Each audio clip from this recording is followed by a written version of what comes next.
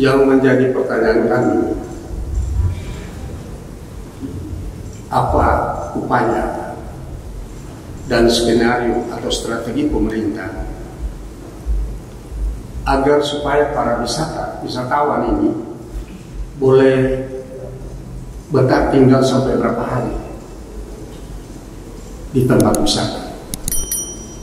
Sebab kita mau bicara tentang pengembangan pariwisata, tentu hal-hal seperti ini harus kita sediakan. Kalau cuma datang kemari menikmati perawannya pantai putih ke sana, baru pulang apa yang kita dapat? Nah, kira-kira apa strategi skenario untuk pengembangan pariwisata dalam memberi kesempatan dan waktu para turis boleh bertahan berapa hari di sana, supaya aku boleh bawa duit kemari, boleh berbelanja, boleh segala macam. Sederhana, Pak Ibu Gadis. Kami mengangkat konsep pariwisata dengan 4 kata kunci, Pak. Yang pertama, ekowisata, yaitu sesuai dengan kondisi Kabupaten Kepulauan Sangihe yang memiliki alam yang indah, baik alam di atas air maupun alam di bawah air, sehingga pariwisata yang berwawasan lingkungan yang menjadi konsep pariwisata Kabupaten Kepulauan Sangihe. Contoh yang salah satunya adalah di mangrove. Bukan hanya melihat wisata atau menyajikan hiburan, namun ada juga pusat restorasi penanaman mangrove, yaitu bagaimana mengembangkan mangrove juga membudidayakan mangrove ke depannya. Begitu juga dengan wisata-wisata alam yang lain. Sehingga dengan konsep ini yang pastinya yang menjadi dasar pegangan adalah bahwa pariwisata akan melestarikan lingkungan dan juga merusak lingkungan. Kemudian yang kedua, yang menjadi kata kunci yang kedua yaitu berdampak ekonomi, sebagaimana yang dari tadi sudah disampaikan juga, baik itu ekonomi secara PAD maupun ekonomi yang langsung pada masyarakat, yaitu konsep pariwisata yang langsung dikelola oleh masyarakat. Kemudian kata kunci yang ketiga yaitu berkelanjutan. Artinya kita harus memastikan bahwa pariwisata yang dibangun itu tidak hanya panas-panas di awalnya saja, namun konsep keberlangsungan dan keberlanjutan itu harus diterapkan. Dan keberlangsungan dan keberlanjutan itu benar-benar harus didalami, artinya hal-hal apa saja yang harus dipertahankan sehingga dia dapat berlanjutan. Yang salah satunya dia ada beberapa prinsip, yang salah satunya yang bisa diterima masyarakat, tidak bertentangan dengan kondisi dari lokasi wisata, kemudian memiliki dampak ekonomi yang pastinya jika itu menghasilkan, masyarakat akan terus dan terus mengembangkan lokasi tersebut, dan inovasi yang pasti terus berinovasi. Kemudian kata kunci yang keempat yaitu kolaborasi. Artinya pariwisata dilakukan tidak hanya oleh dinas pariwisata, namun semua aspek turut bergerak dalam membangun, sehingga diharapkan pembangunan dapat terarah dan hasilnya nampak dan terlihat.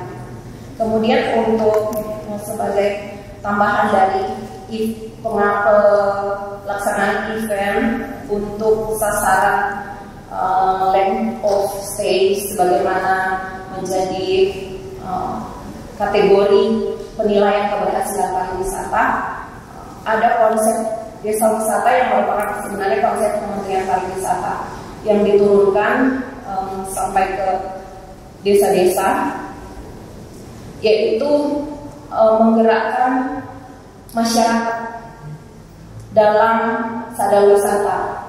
Jadi ada paket yang akan dibentuk berdasarkan wilayah. Jadi paket tersebut merupakan sebenarnya tujuan misalnya paket 3 hari. Misalnya mereka akan mulai berkunjung ke Parale, kemudian paket tersebut akan kita bawa wisatawannya ke dataran yang besar. Misalnya setelah menyelam mereka akan ke air terjun, kemudian melihat situs budaya misalnya di mana itu atau di Lonane. Dan paket tersebut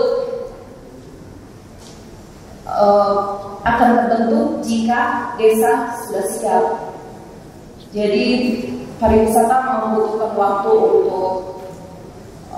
untuk bekerja, bergerak dan membangun. Sehingga pada saat sekarang ini kita masih dalam persiapan edukasi SDM.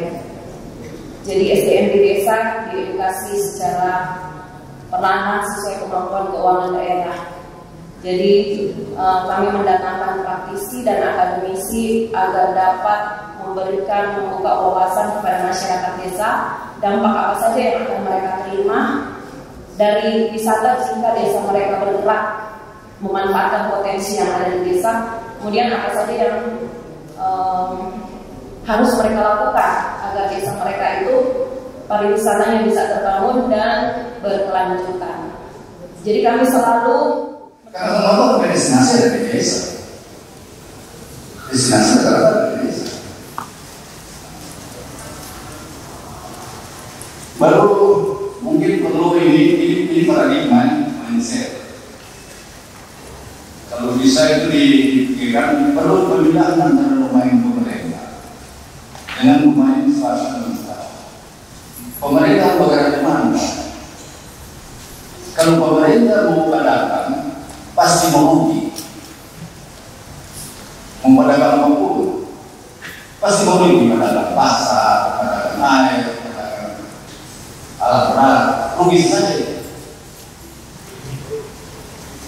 Ini memadamkan pariwisata. Karena bagaimana itu berjalan dinas, mengharapkan bukan irigasi 5.000 miliar susah. Jadi saya ada usulan dari kemudian orang mana melibatkan swasta. Contoh yang lalu pengadaan beberapa fasilitas itu mau main swasta. Yang diulangi lagi swasta mau di mana pemerintah Saudi dalam mata pemerintah Saudi musik dinas untuk kelompok budaya masyarakat mati. Ini semua kita pakai bikin musik, bikin bawahan, bikin masakan. Padahal tugas dinas, tugas pemerintah dan membina mengawasi mengatur. Nah itu. Jadi hal itu sudah ada berapa lewat. Itu jadi pelajaran mudah. Nah, kalau yang lain itu dana untuk musik panggung, sorry berbagai ke musik-musik seluruh saat ini itu. Tapi karena ini diskusi, yang berkembang, dipakai itu dulu. Budaya terbaru muncul itu dulu. Jadi terlalu budaya, budaya ini harus menguat, bukan budaya sesuai puro, bukan budaya sesuai puro. Ini yang kita harapkan. Sebagai orang-orang usaha daerah semua tentu, jangan menjadi budaya nanti muncul itu ketika besar itu lagi. Atau musibah muncul ada menjadi siapa di penganaan sana bagus sobat iyo. Kan ini. Tuh. Jadi budaya seolah-olah cuma tempelan. Apa yang ada cuma masalah atau lapor acara mengenai lima orang mereka budaya. Nah itu jadi pelajaran untuk orang untuk menghargai orang diri sendiri. Orang diri sendiri itu milik dari dinas pariwisata atau dari dinas yang lain. Nah, kemudian yang kedua, apabila akan dikembangkan menjadi wisata mangrove di situ, ditata. Karena di sana siapa yang kuat dia yang lebih besar gitu tampak. Maksudnya ditata karena banyak juga masyarakat yang ingin juga mengembangkan wisata kulinernya juga ada di situ. Tetapi lokasi sudah tidak bisa karena sudah dikuasai ada beberapa orang. Jadi kalau memang toh itu dikembangkan harus ditata kembali. Baru hal yang berikutnya saya sangat setuju disampaikan oleh Ibu Kadis yang mana di wilayah di situ akan dikembangkan tempat kegiatan anak-anak, ada perpustakaan agar supaya masyarakat bisa datang di situ, ada kegiatan-kegiatan lain. Saya ingat pada tahun 2017 memang di situ sudah dibikin lokasi kegiatan wisata. Ada DP tempat di situ bagus sekali. Ada karaoke untuk keluarga sudah dibikin. Sampai tahun 2019 kemudian ada rehab kembali. Tetapi tidak dilaksanakan oleh pariwisata sehingga bangunan itu rusak tanpa ada bekas, tanpa ada kegiatan. Apakah ke depan itu pemerintah pusat akan memberikan dana kembali sehingga akan dibangun kembali itu? Karena kegiatan pertama tidak terlaksana dan tidak terpakai. Sebenarnya lokasi situ sangat baik dan bagus karena memang sangat menarik pada waktu itu pembuatan pembangunan yang ada di lokasi mangrove itu. Kemudian yang dipertanyakan oleh Ibu Delvi terkait dengan kepemilikan mangrove.